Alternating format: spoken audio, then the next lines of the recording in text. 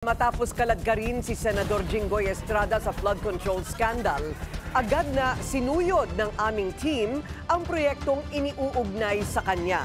Ang aming naabutan, proyektong literal na guni-guni lamang. Narito ang exclusive agenda report ni Joash Malimban.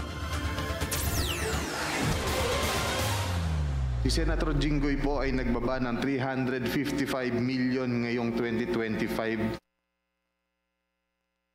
sa mga ilang projects sa Bulacan.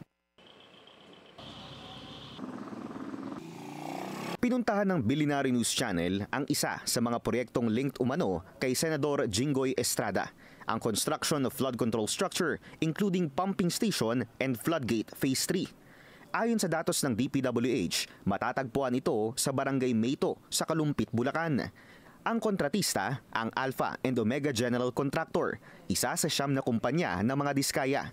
Nasa phase 3 na dapat ang proyektong awarded noong May 2025 at target na matapos ngayong Disyembre.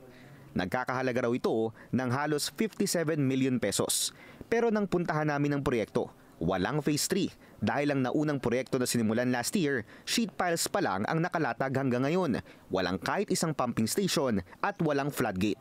Ang kontratang ito, hawak din ng mga diskaya sa halagang 92.6 million pesos. Walang date started at target completion date na nakalagay sa physical banner sa project location. Pero base sa datos ng DPWH, tapos na dapat ito Abril ngayong taon. Nakausap namin ang backhoe operator na nasa project location. Kwento niya, August 30 raw natapos ang kontrata ng Alpha and Omega para sa 92.6 million peso project na ito. Ngayon, nagsisilbi na lang silang tagabantay ng mga materyales dahil wala na raw budget na naibigay para ituloy ang proyekto. Kailan po nawala po yung budget?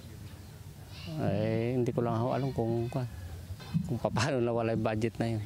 Nung nag-order kami, kaso wala nang budget siguro yung pampasweldo sa amin. Ganyan. So, ngayon po, ano pong kasiguraduhan na? Ay, wala pa. Kami waiting lang dito eh. Hanggang ngayon, nakatiwangwang ang proyekto. Matapos paglaanan ng daan-daang milyong pisong pondo, wala naman daw pakinabang, ayon sa mga residente. Para sa agenda, Joash Malimban, Bilinary News Channel.